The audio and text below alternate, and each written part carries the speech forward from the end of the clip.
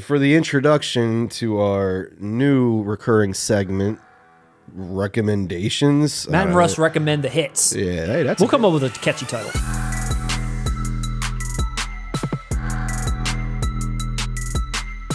I'm going with House 2, The Second Story. I love House 2, dude. I didn't know you loved House 2. I knew you loved House 1. I liked them both. For me, it's very personal. I believe this was the first horror movie I've ever seen.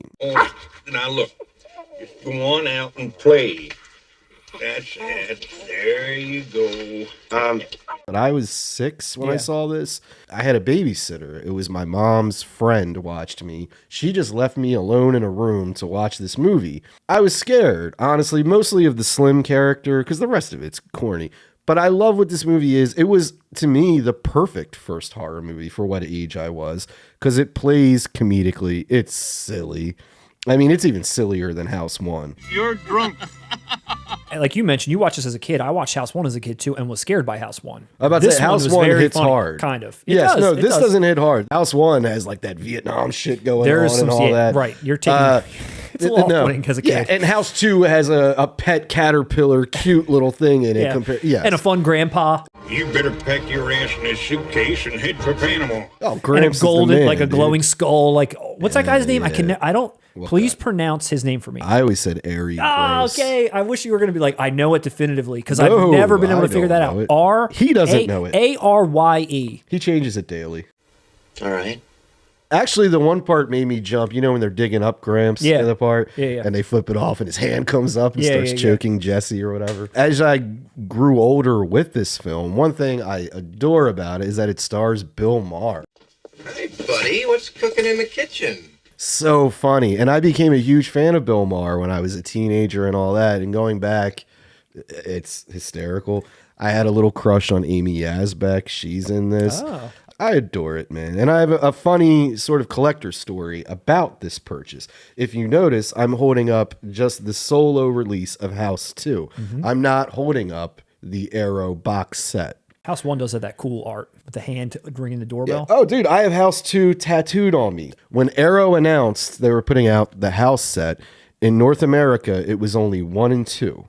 The Region B releases, it was House 1, 2, 3, and 4. I didn't even know they went that far. That's right. In America, I believe House 3 wasn't released as House 3 in America. It was a different title. Had nothing to do with these at all. House 4 brought back the dude from the first one. I'm not sure. I've never seen House 3 or 4. At the time, it cost $40 to have that set shipped from the UK here, and it cost $40 to buy the American Arrow set, which was just 1 and 2. Fuck it, I might as well get the one with all 4, right? That was well put, son. Now let's eat.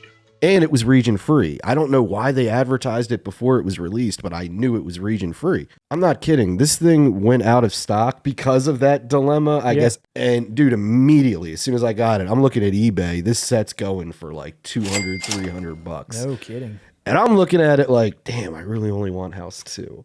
Collector's Confessional. I'm ready for it, man. I put it on eBay. I didn't price gouge the hell out of it. What'd you do? 20% more? I didn't go 300. I sold it for like 100. I took the $60 profit I made and bought the standalone. The one you really wanted? The standalone single edition of House 2. God damn. But dude, this has a featurette on it. It's like a feature length making of. Yeah. Everybody comes back. Well, not Bill Maher and Amy Yazbek. Everyone's excited to talk about it. I mean, the movie is fun, so I assume they probably had fun making it. Like I always said, with films like this, what makes them so infectiously enjoyable is that they know this is fucking silly. Yeah. There's no way you're making that. By the time it gets to like the Halloween party, and actually, fun fact, it's Kane Hodder in this scene who like throws the dude off the balcony. Oh, yeah. And remember they go into the one room and now they're in Jurassic Park It's like all of a sudden. It's like a jungle. Yeah, yes, yeah. It's like no holds barred. We know this is silly as fuck. We're having fun with it. And I miss movies like that. Dude, especially once you get to about the halfway mark, that Halloween party and all that, it's basically not even horror anymore. No. It's just, I never felt scared by it at all. It's just fantasy at this point. And like you said, the Slim character, the actual villain, the other cowboy that's kind of scary, like he never even really scared me. He was like, oh, he's just got to be No, he's just menacing. But back then, it was like, it was shadowy. It was on a tube television. And those memories, that's what makes us all love this kind of shit. Yeah. It was like, it was visceral for a 6-year-old. Yeah. Now today, if I watch this for the first time, like, this is the most garbage shit I've ever seen in my life. I recommend this movie as well. It is. You haven't seen it, check it out. It was a pleasure to meet you. So I'm recommending a movie today called Hands on a Hardbody. It's a human drama thing. It's not just a competition.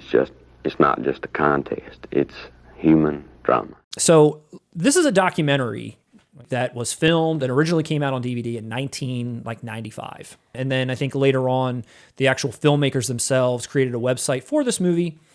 And then they put out this, which is essentially like a remastered DVD. Like, this isn't on Blue. It's never been on Blue. This is a DVD. And they kind of had this website that lived out there for anybody that wanted to purchase this movie. But the way that I found out about it is Tarantino had just come out with Once Upon a Time in Hollywood, and he was on Jimmy Fallon. And there was a clip. It was brand new that day that I was looking at. It was like, essentially it was Tarantino recommending movies.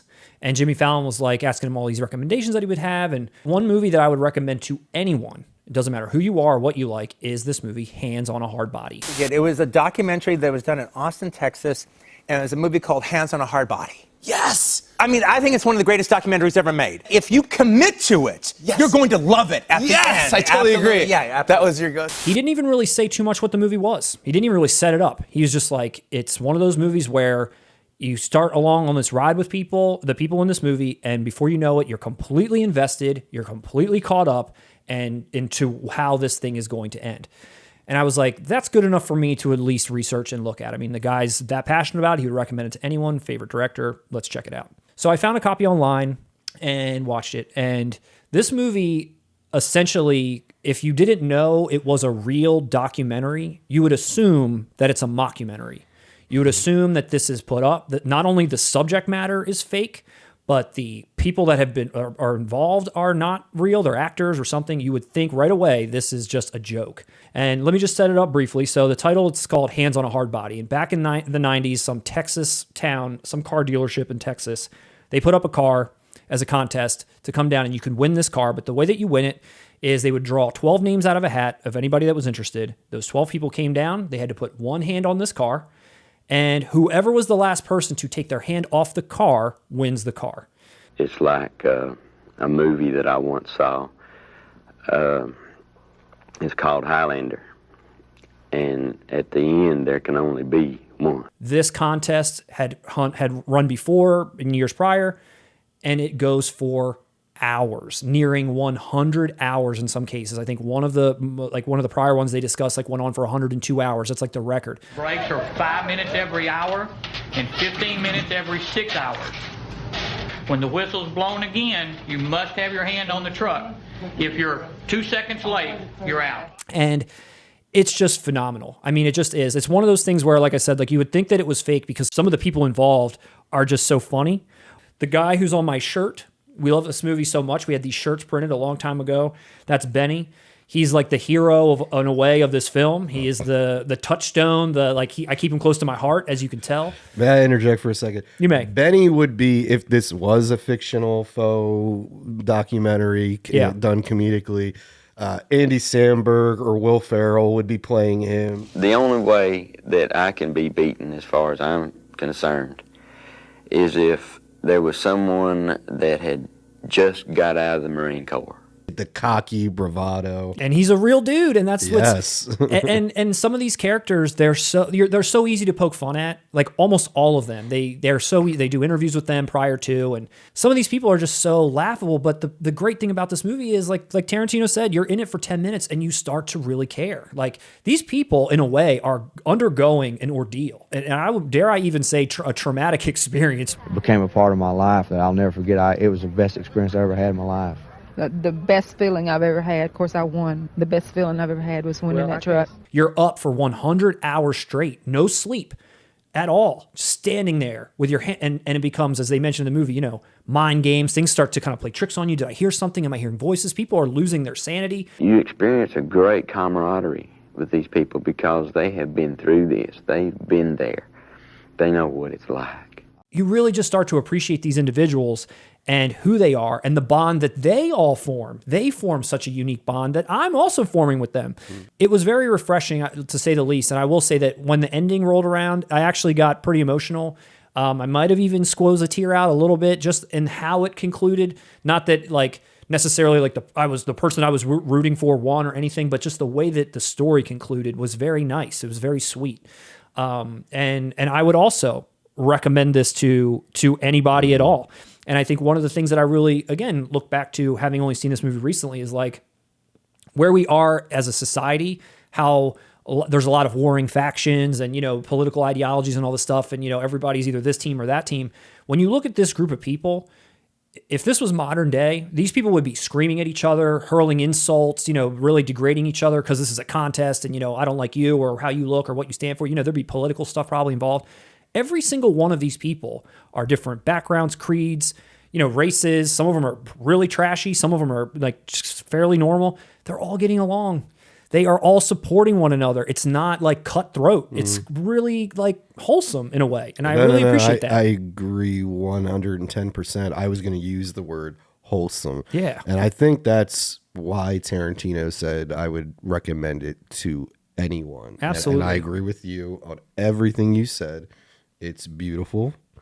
Like you do laugh, but the comedy isn't at the expense of anyone. No, it's not. Nothing is mean spirited. Not this at is all. Just natural comedic things that would happen in life if you were in this situation. My hat is off to the filmmakers because they probably filmed so much content and they really crafted this movie that was compelling and you were kind of like caught up in it. And I love them because, and I think you said this before, that could have easily been edited to be completely different, to be a hit piece, be mean, to make fun of the religious woman, to make fun of Benny. It treated everyone with dignity. And like you said, all that hours of footage to make this compelling and put together, not be a hit job on anyone, make everyone look good, be compelling, have this great message. It's infinitely rewatchable and infinitely quotable. Once you watch this movie at least once. Watch this movie once, you'll have a few quotes in your head, watch it again, and you'll be quoting so many lines. It's just great. After someone drops off, you get this big, exhilarating rush. And at the same time, you're really sad for that person because he's gone. And he can't come back. And he just lost. I know there's maybe a small fan base out there for this movie already, but Tarantino really did something for this movie, which is kind of the quick collector story that I also have about this movie. And in a way, it's a confessional as well. I watched that interview right that night. The next day, watched it, like nailed it, loved it, had to immediately say, okay, I got to get my hands on this thing. Go to their website, which I found, and long sold out. Went on Amazon, not there anymore. So I'm like, all right, well, I guess it's eBay for me. So I go to eBay. There's one copy available. And it's unopened. It's brand new, and they have it up there for like $29.99 or something. And it's not buy it now; it's bidding. And I looked at the past and like when other ones had been put out, and there hadn't been any other ones put on eBay in a very long time. And I'm like, shit, like this is maybe this is more rare than I thought. Maybe this is something that okay, I got to get my hands on this thing. I love it so far, so I got to get it. The day comes where I'm going to go bid on this thing, and I'm actually at work. There's like an hour left, and I'm getting ready to go into a work meeting. I'm going to like barely have any time to get back to my desk to place the bid. So I place the bid before I go in. And I do something outrageous just to make sure that I'm going to get this movie. And I put in a $100 bid. What? He's got the attitude, but he's ill-advised. Go to my meeting. I come back. I had a little bit of time to spare, more than I thought, because the meeting got done early. I came back. There's like 6 minutes left. The movie is now up to $123. $123 for a DVD. And I'm like, holy shit. Like, what is this movie? Like, is this just something that everyone's sought after? Like, what is this thing? I can't even believe this. So I'm like, here comes my confessional, you guys. I said, fuck it. I'm already in too deep. If you can't hunt with the big dogs, you get up on the porch with the pups. It ended up being like $127. And I didn't tell my wife that for a very long time. I didn't tell my wife this until the end of this story. The end of this story, there is a happy ending. There is a happy ending. This that I'm holding did not cost me $127. After buying it, and I'm sitting there and I'm stewing, and I'm like, oh my God, I can't believe I just spent $127 on this thing. And then I rationalized it, as we maybe tend to do, until I finally came to that acceptance phase where it's like, you know what? it was a great movie. You're going to love this movie forever. You're going to show this to people. This is what this is all about. This is what collecting's all about. So whatever, $127. I don't know what compelled me. I don't know why, but I went back to their website. And this is, again, 2 days after I watched this Quentin Tarantino thing and had gone to their website, and it was out of stock completely. 2 days later, on their website now is the Tarantino clip. And it's like, look at this quote from Quentin Tarantino, like this. And now we're going to be putting out another run of these movies. And it's going to be back out in like a month. And you can pre-order now for $24.99. And I was like, holy shit, I just spent $100 more for a movie that is now going to be put back out because the filmmakers saw the same clip that I saw. Tarantino's right. We did make a pretty good movie. Like, let's put that for sale again. They're like, this is the time. People saw this. They maybe want it again. We're going to do another run. So I was like, so I messaged the guy on eBay like pretty much right away. And I was like, hey, this bid happened by accident. I made some excuse like, this shouldn't, obviously, no one's going to spend $128 on this movie, dude, obviously, but I'm sorry, this is too much for me, blah, blah, blah. I went right away and I canceled that, and then I bought it for $24.99, and it came in the mail like a week later, and here I have it. Hands on Hardbody, eventually got it in a really roundabout way, almost spent over $100. But see, that should tell you something. That's what I felt about this movie. If you like documentaries, if you like wholesome things, if you like movies that are kind of funny or that you can kind of like laugh at a little bit, but then still feel something for, I would, as Tarantino would, recommend Hands on a Hardbody to any human being that walks the earth.